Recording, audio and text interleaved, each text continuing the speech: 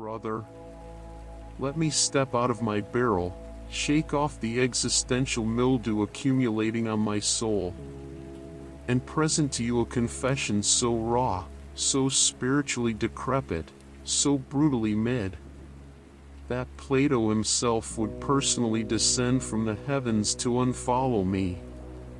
Because I have realized, with the clarity of a Skyrim NPC staring at a wall, that idealism has absolutely, unequivocally, cosmically ruined my life. I'm not exaggerating. I'm not overreacting. This is not a drill. This is not satire. It's so over, bro. I'm so Skibidi defeated, brother. Idealism didn't just ruin my life. It constructed a multi-generational curse, forged in the noumenal realm, and slapped it directly onto my forehead like a metaphysical parking ticket. As a youth, a foolish, lanternless fool, I believed things like, there is a perfect version of me that exists beyond time. My life will make sense once I unlock the cosmic purpose. My future wife is a Platonic form waiting for me. There is an ideal job, an ideal path, an ideal destiny. Brother, I thought I was the protagonist of a Greek tragedy written by a bored philosophy major. I was wrong. I was not the protagonist. I was not even the chorus. I was the background pottery in the scene. It's so brutal, man. It's so felted.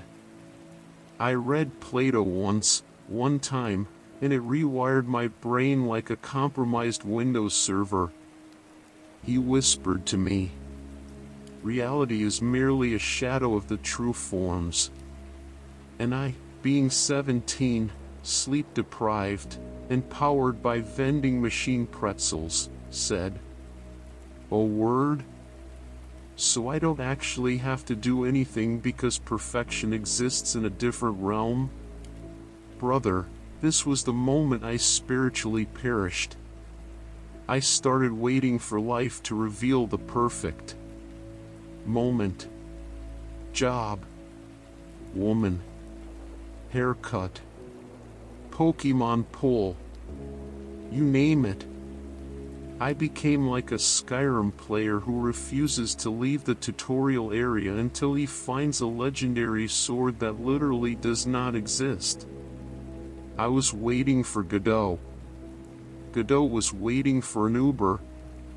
Uber was waiting for surge pricing. Nothing happened. I'm so Skibidi defeated.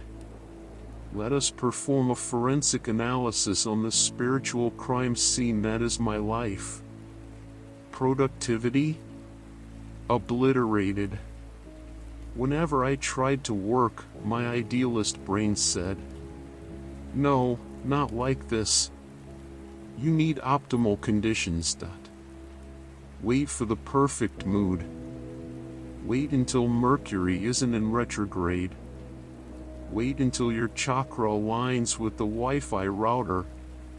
Brother, by the time the conditions were ideal, the sun had exploded and humanity had migrated to Mars subsistence farms. It's so over. Dating? Smoked. I believed in soulmates, like some deranged Hallmark extra with an Aristotle degree. I genuinely thought, my true partner will understand my interests, my dreams, my anxiety, my barrel-based lifestyle. No woman wants a man who says things like, "You are but a shadow of your Platonic form, my love." Brother, it's so felted. Life expectations? Vaporized. I went outside expecting the world to look like a Studio Ghibli background. Instead I saw potholes, vape clouds, A man in pajama pants yelling at a Wendy's drive-through speaker. A child staring at me like I was the cryptid. My idealism built a perfect world. Reality patched it out in the next update. It's so over, man. At some point I crossed a line. Idealism was no longer a philosophy. It became a neurological condition. If a task wasn't perfect, I didn't do it. If a person wasn't perfect, I ghosted them. If a video idea wasn't perfect, I deleted the entire project.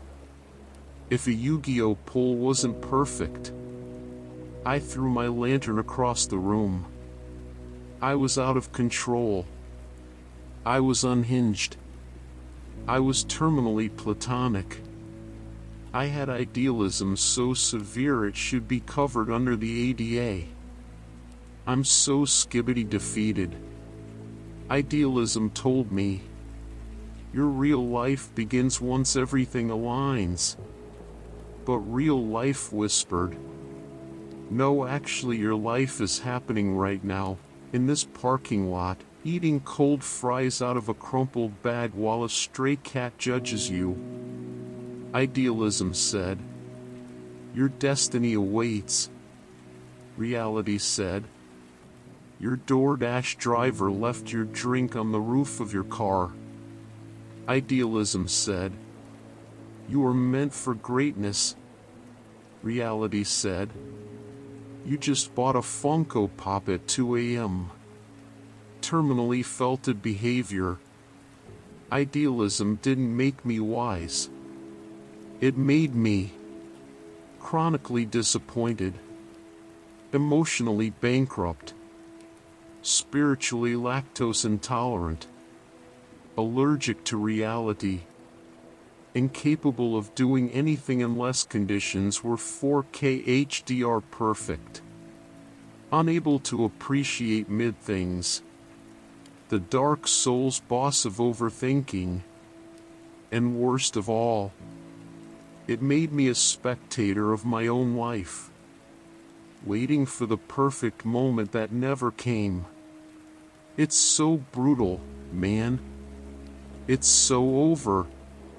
So now I sit here, digital Diogenes, in my neon barrel, holding my lantern like a divorced lighthouse keeper, and I whisper, maybe, just maybe, the Platonic form of the good is simply doing something messy, imperfect, cringe, flawed, and human, instead of waiting for the universe to render in Ultra HD. But then I remember, I'm so Skibidi defeated, brother. It's just so over. And yet, somewhere deep inside the barrel, under the mold, the roaches, and the philosophical despair, a voice whispers, it's also so felted.